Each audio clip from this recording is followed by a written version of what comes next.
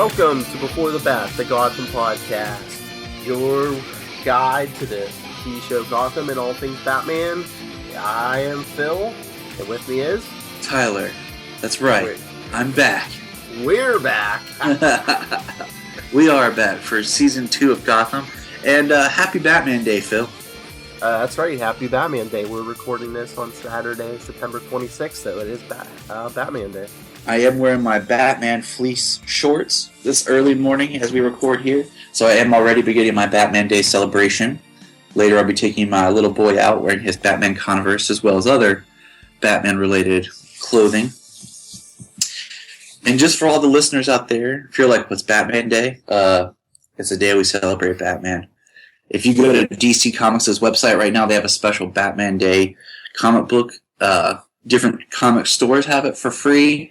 You can read it right from the DC homepage, so you might want to check that out. It's like Christmas with Santa Claus. You go out and buy stuff to honor Batman. Yeah, I think I might have to hit the Hobby Lobby and talk my mom into they have a giant Batman light. I'm going to get it. I'm going to tell her it's for Solomon's room. It's like a bat signal light. Anytime I say anything's for the baby, she's like, sure. So I'm just going to be like, yeah, Solomon needs this for his room. Oh, man, I could just hear you pulling a Cartman. But, man, please, I want that. Oh, man. Season 2 started. And also, for anyone out there who's like, I need to catch up, Gotham Season 1 did drop on Netflix this week. So I'm going to actually go back and rewatch the first season just to kind of refresh with some things and just kind of get that second feeling and that kind of binge watch feel, you know? Uh-huh. You always get that different perspective when you can just binge watch a whole season. So I'm going to try to do that this week. But all right, Phil, let's jump in, man. Season 2, Rise of the Villains. So, what were your thoughts on this episode? Man, it was good. Quick initial thoughts. One, I was excited about something that I was shortly let down about. We'll get into that later in the spoilers section of the cast. But the first thing I thought it was really interesting to paint. They painted Jim a little darker with just him kind of doing a little errand for Penguin, which is very interesting because Jim's supposed to be the light, you know, the cop. I just kept thinking about incorruptible police officer. And then, of course, I like that Barbara's crazy. It would be kind of neat if, okay, this is just me speculating, if she finds out she's pregnant while she's in Arkham and she has twins, and one, for lack of better terms because they're unoriginal, is Barbara and James Jr., and then they could bring in, like later on down the line, James Jr., the psychopath, and he inherits everything from his mother, while Barbara inherits everything from her father. So, yeah, that's just quick. But I'll tell you what, I like the scenes in Arkham, but did you find the black and white striped outfits a little campy? Yeah, it's kind of all that old-timey. Yeah, but I mean, like, even they could have just put them in, like, white jumpers. Like a solid white jumper to get that stark, like, just contrast. But, like, to me, the black and white, like, pajama look just made Arkham what should feel scary. Or even, like, you know, do, like, orange jumpsuits or something. Yeah, I mean, orange is cool, like, for prison and everything. I thought of the white to be more of just that mental hospital type thing. But it just looked cheap to me, you know? Yeah. So, make the announcement here. So, did you actually like Barbara in this episode? I like crazy Barbara. I feel like she's a character when she's crazy. Did you see on the internet and everywhere what they're calling her now? I missed it. Stabby Babs. I like it. Yeah, I mean, like you even said when you were tweeting with the hashtag B4, as in the number, the bat, she was wearing pants. Oh, I rewatched it. I'm not sure if she was wearing pants or if she was wearing like a skirt there too. It looked like it looked like a makeshift skirt, but I kept thinking like, wow, they let the female and the males just hang out, and Barbara's the only female with a bunch of psycho dudes. Who's running this thing? I'm telling you, they need to bring in Hugo Strange. Just throwing that out there. Yeah. This is Rise of the Villains, and we know we're going to see, like, what did I read yesterday? They just cast Flamingo. Yeah. So we're going to see some obscure villains. So, it wouldn't be hard to have Hugo Strange as the leader of Arkham. But, so what was your overall thoughts on this episode? I liked it. Yeah, it seemed kind of weird to me, too, that they put, Babs in general population with all those guys. In a regular prison, that would be bad enough, but, in, like, a mental asylum. I worked for a while at a facility that was for juveniles with, behavioral issues and stuff like that. It was like wasn't labeled as much as a mental care facility, but it kind of was. It was just to help them, so they didn't go to, juvenile hall that needed more care. And and the girls and the boys were separated. The only time that they got together was like mealtime and then maybe, outside activities, but it was highly supervised. Arkham feels like it's being run by nobody. So that could be a reason why we get Rise of the Villains. They all just hang out like, you know what? We should all break out and team up together. Oh, but it's funny. You're talking about Jim Gordon getting a little darker. You know what our buddy Jack told me his thought was about that? What? He's like, this was like Jim Gordon's episode of Breaking Bad. True. Don't get me wrong. I want to see him wrestle with things and have flaws, but I just don't want them to get too far from what I believe is the real Jim Gordon. I don't want to see Jim Gordon like bad cop.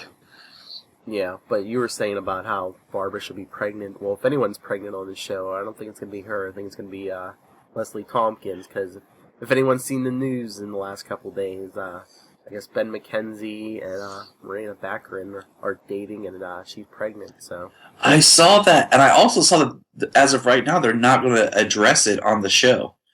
So how you gonna do that? Just like film, you dress her in black, you position her, you film up. Well, you you write out her character. Well, I was thinking too. It's just I wonder how many shows they've already shot, because they could probably get away with it at least until the mid-season finale. That is true. That's the beauty of having some in the can. So, well, yeah. Plus, I don't know how far along she is. Like, if she just found out, they might have a couple months. They're good to go. So we'll see how it progresses. Yeah. It would be kind of funny if she's pregnant and then they write Barbara in as pregnant and they're like, one's really pregnant, we're trying to hide him. One's not pregnant and we're trying to make her look pregnant. Yeah. Oh my. I enjoyed seeing the show back. I've gotten the habit of shows like Gotham that used to use like a title card as their credits. I like when they change the title card up a little bit each season, so you have like Arrow, for instance. I love that in season 3 they changed the title card so that when you watch it, oh, this is Arrow season 3. They didn't do that for season 2, which I wish they would have. I was kind of hoping that Gotham would do something, since the whole tagline for this season is Rise of the Villains.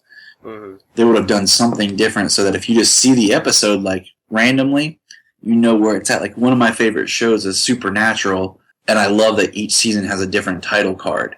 It's the same, just the title, but it's always different, so it kind of has something to do with the theme of that season. So it really helps if you're just watching a show to kind of know where it is and what season it is, instead of, heck, even Batman 66 in season 3, when Batgirl showed up, she'd ride across on her motorcycle. So you would know this is a Batgirl episode. So what, just gets Babs to run across the screen, like, making a stabbing motion with a knife? Yeah, sure. She just looks like Norman Bates up there. Crazy. Alright. I wanted to get into the subject of Bruce, but first, I told you I'll read the thing Charlie sent me, because it's like a big thing about Bruce. Oh yeah, our big fan and a fellow podcaster, Charlie, yeah. Charlie, who can hear with me on All New Marvel Roundup and Super Connectivity every week.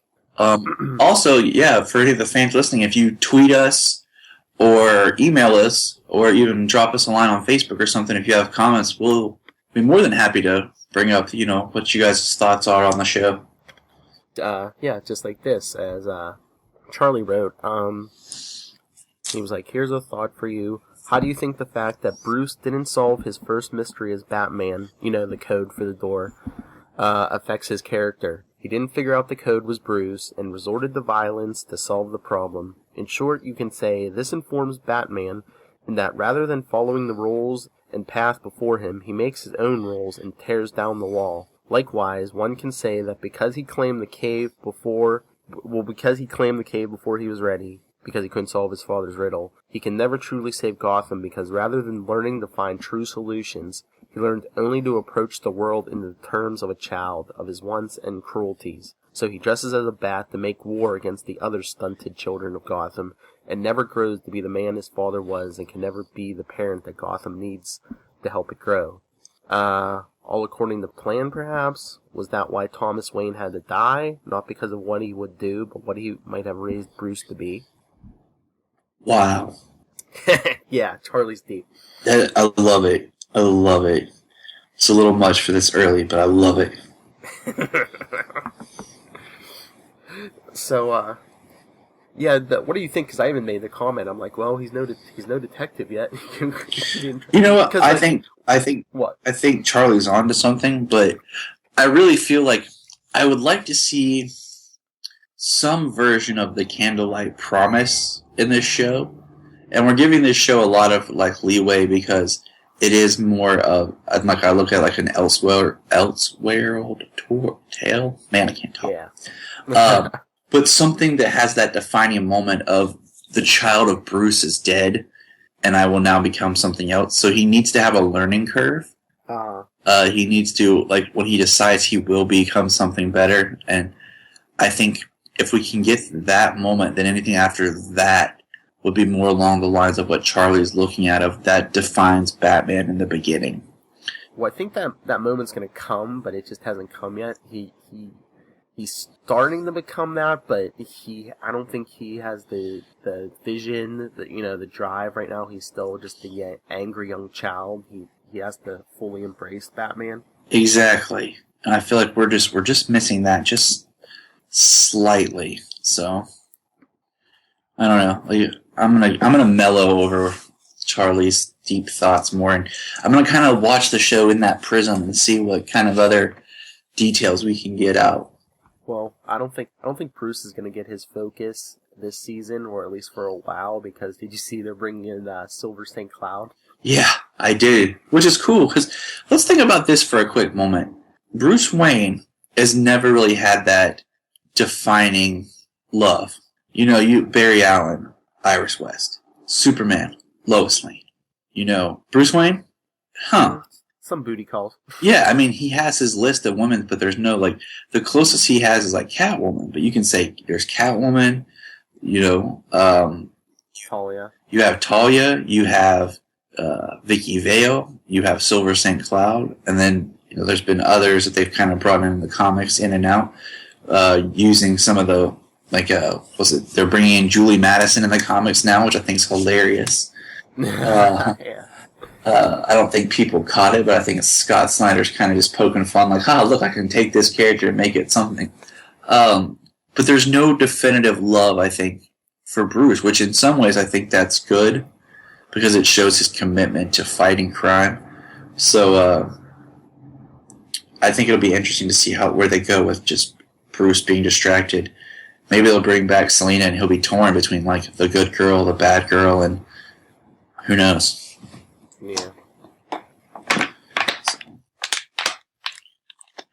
But yeah, I think Bruce will be down puberty lane for a while. I mean, think about it. Think how hard that must be. No pun intended. It's just he's how old now in the show? Probably 13 or 14, but he's probably the richest 13 or 14-year-old on the planet. That was always supposed to be the Waynes were supposed to be ridiculously rich. I think it'd be cool to explore the Wayne history more of just the family, the foundation.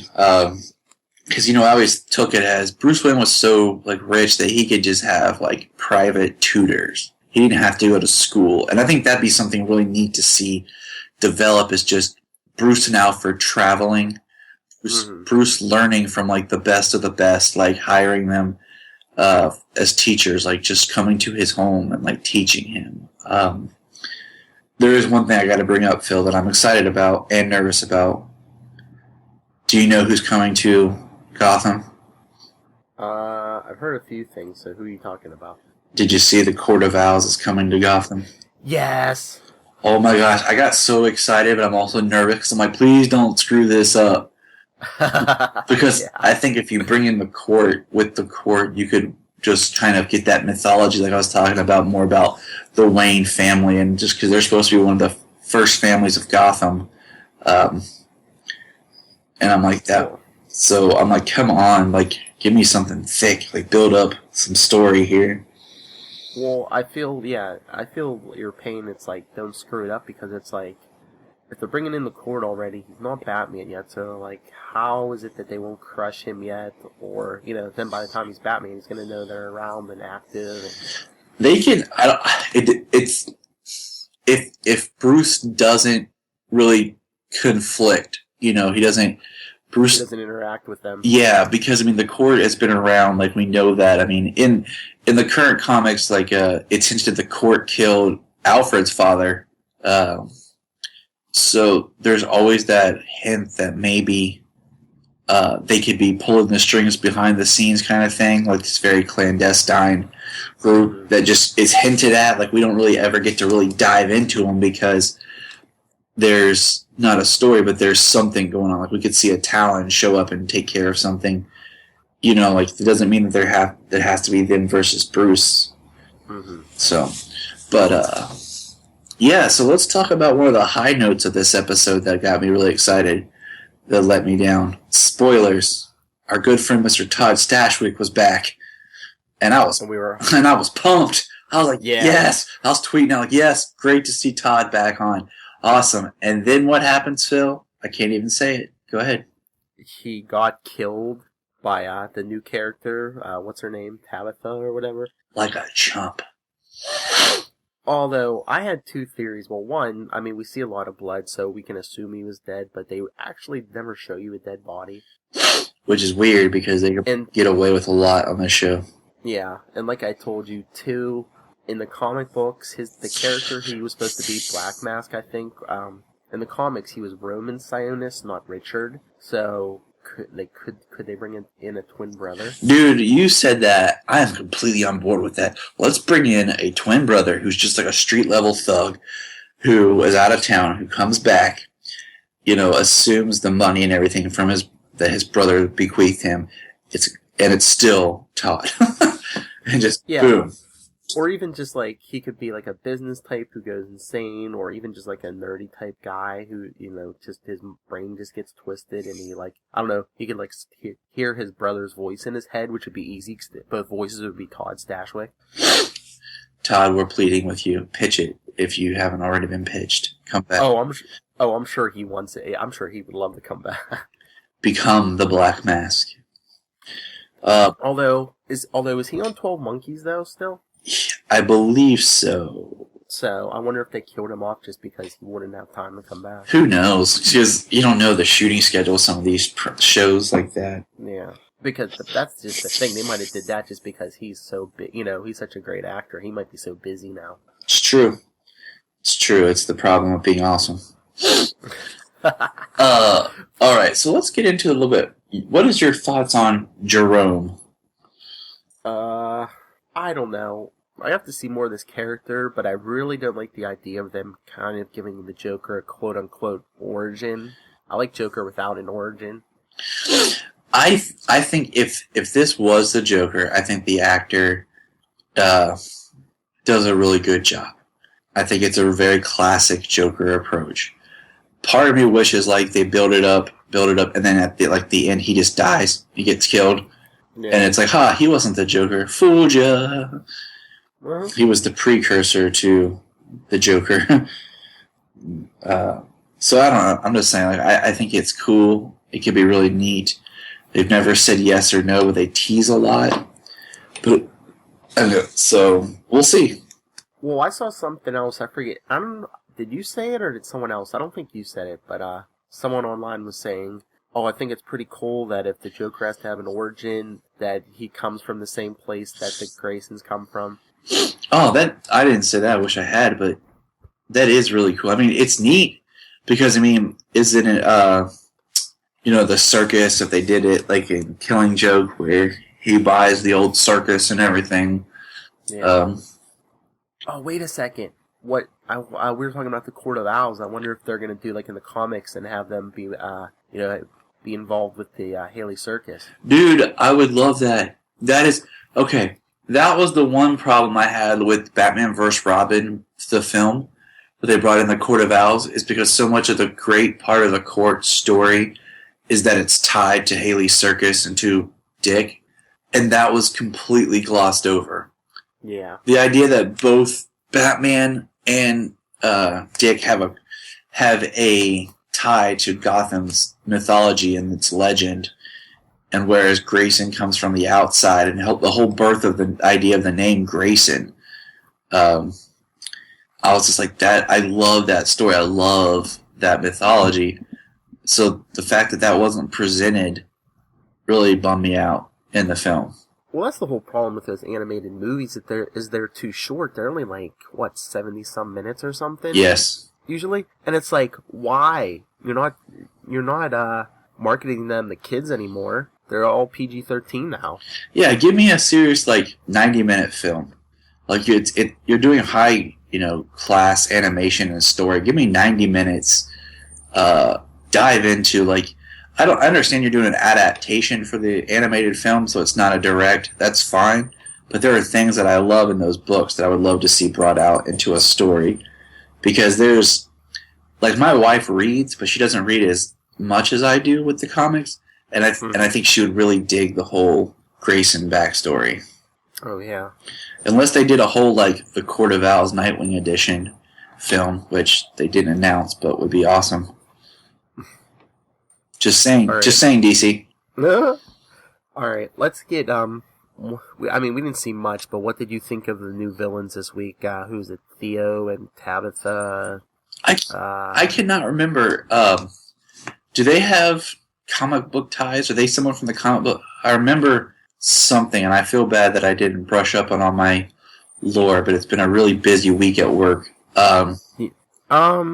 The names don't strike a bell with me, and I thought at least her character, I thought before the season they were saying that she was a brand new original character. Well, I know that they were doing Copperhead as a female, and I couldn't remember. Like I said, I wanted to rewatch last season to kind of catch up. The guy, and I'm drawing a blank on his name, who's playing Theo, he is really good. He always casts as a villain, but man, does he do a good job.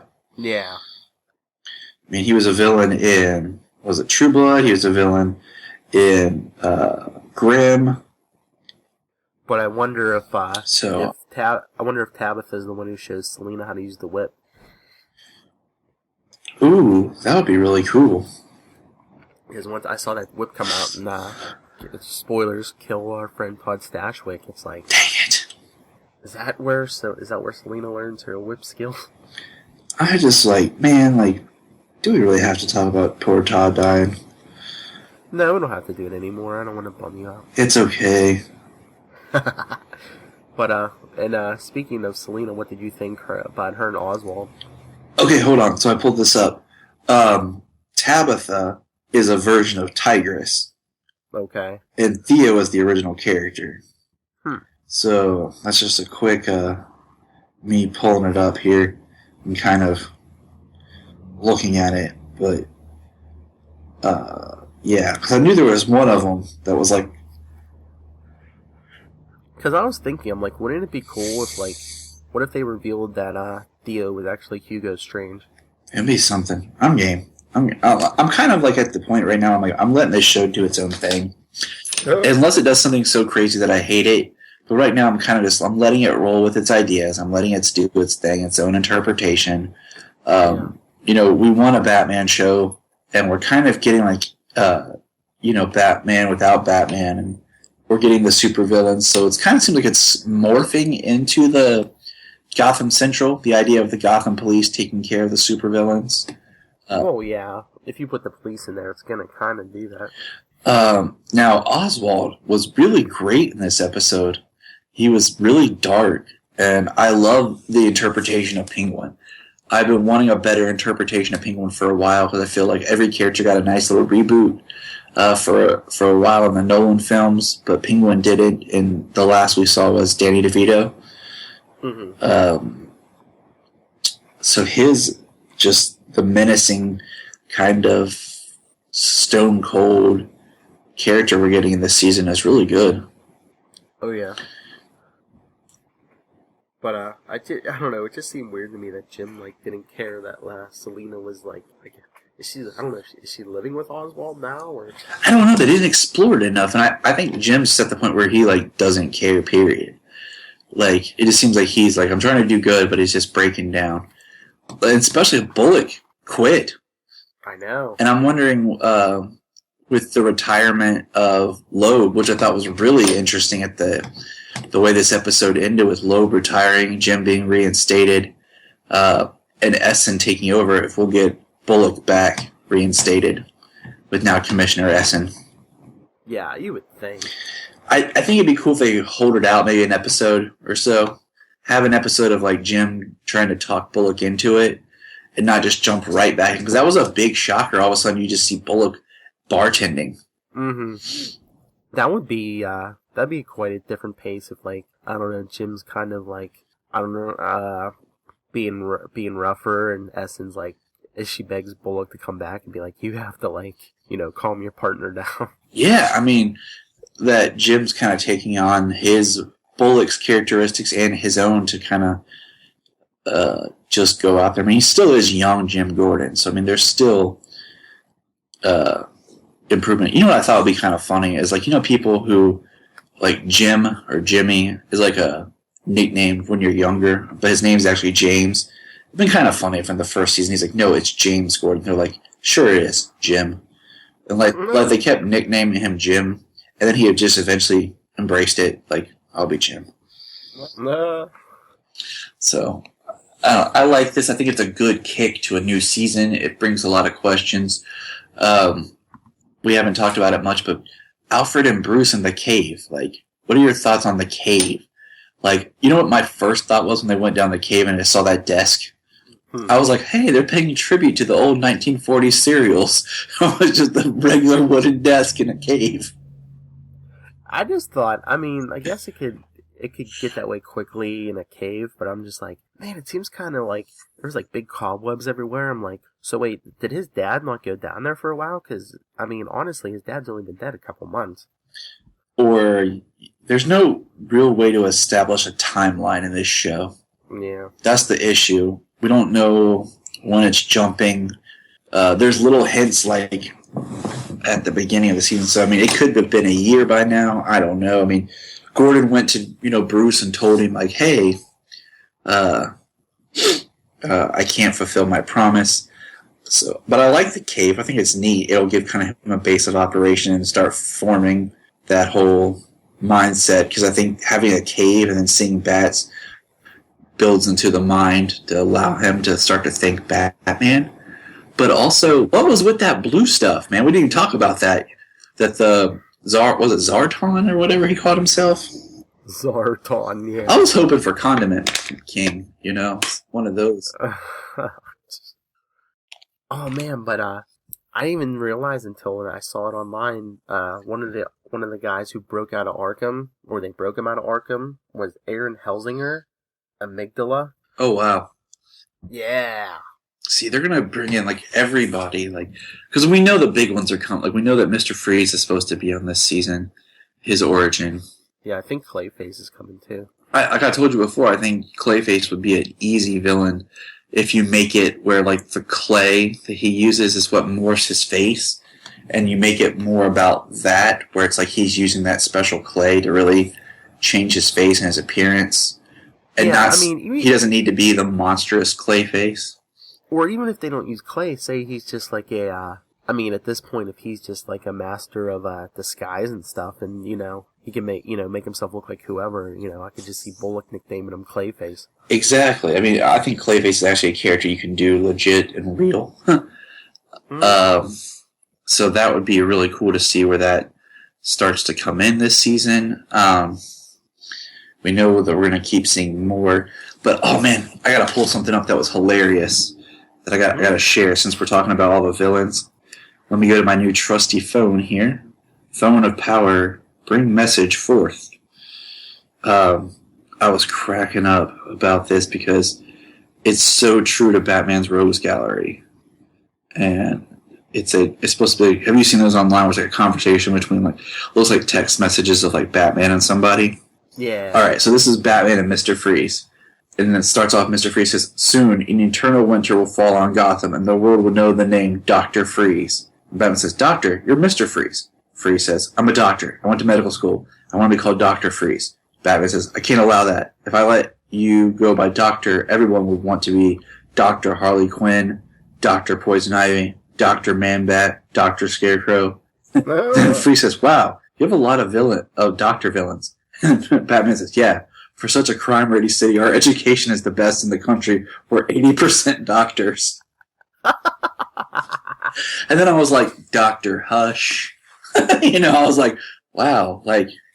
And I'm like, I know that he's an engineer of some sort, but what kind of degree does Jervis Tetch have? Yeah. I'm like, man, supervillains are highly educated. Even the Joker is supposed to be into chemistry and knowledgeable if you go Killing Joke origin type thing. And oh my god, you know what just popped in my head when you said even Jervis Tetch is an engineer? What? So does that mean the Mad Hatter the Howard Wolowitz of the Batman Rogues? He is. Oh man. Oh, that's a Big Bang Theory episode right there. They all dress up as Batman villains. Oh yes. Come on, Big Bang Theory writers. Chuck Lorre, where are you, bro? I'll tweet you later. But yeah, seriously, that would be awesome. Howard Wolowitz says, the Mad Hatter. Now I'm going to be thinking all day who should be who. Oh my god, yeah. I just see Sheldon as Scarecrow. Penny can be Poison Ivy. Dr. Poison Ivy. Oh, man. But overall, how many Batarangs would you give this episode? I would have to give this, what are we doing, out of 5? Yeah, 5's a good number. I'll give it I'm jumping between 3.5 and 4 here. I'll give it a 3.75. I'll give it a 3. I think it was a solid comeback. It wasn't it didn't leave me with any amazing cliffhanger. I think it was a solid welcome back. It jumped back into the story. Yeah, it was a good foundation to start building season 2. Yeah, there was nothing else I didn't jump. Oh, we forgot to mention good old our good friend Ed Nigma talking to himself in the mirror. Oh yeah. Wait a second. If he's the coroner, is he a doctor too? Dr. Nigma, maybe. I don't know what his professional title would need to be, but I guess if he's a CSI, he has to have something. Yeah. There's a lot of highly educated criminals in Gotham. But, hey Phil, you know what, something else? Roughly, not exact dates here, but we've now been doing this together for a year. Yeah, I saw that. Yeah, because, we started with, season 1, episode 1. So. Yeah, we did one episode, me and Kelly did, before, kind of a get to know each other, talk about Batman before Gotham, and then we did season 1, and here we are, launching season 2. Man, time's flying. Yeah. Yep, it's that time. The fall is descending upon us, and everyone's getting a cold. As poor Solo's got one, and first little cold little guy. So. Yeah, because I think Luca has the sniffles too. Yeah, I'm not sick. I'm just took a drink and went down the wrong way. That's always my problem. Dang it, epiglottis.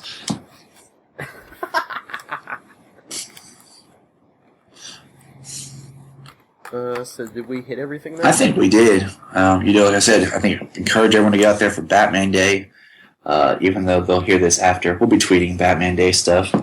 But hey, always support your local businesses, especially your comic book stores. Support the brick and mortars, as Mike Zapsik says. Yeah, I don't know about you, Phil, but me personally, with comics, it's one thing. Like a digital book, yeah, I can kind of roll with a digital book sometimes. It's kind of nice. But my comics, I like having my physical comics. I like what Stan Lee said about comic books, but I can't quote that because this is a family show. So, but yeah, I love physical books. But yeah, that's it. Let's do our social media. Get a hold of us. Let us know any thoughts you've had about anything we've talked about today, because we did talk about a lot.